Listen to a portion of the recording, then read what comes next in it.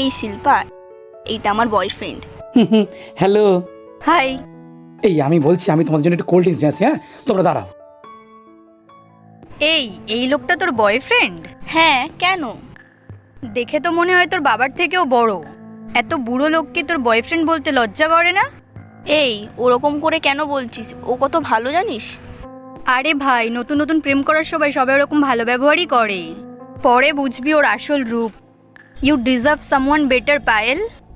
শোনো না, কি বলছিলাম পায়েল, কোল্ড ড্রিঙ্কসের দোকান না সব বন্ধ, কোল্ড ড্রিঙ্কস পেলাম না। আর কোল্ড ড্রিঙ্কস খাইয়ে কোনো লাভ নেই। আজকের পর থেকে আর দেখা করবে না আমার সাথে, ব্রেকআপ। কেন হঠাৎ ব্রেকআপ করছো কেন? একটা মেয়ের বয়সের মেয়ের সঙ্গে প্রেম করছো, লজ্জা করে না?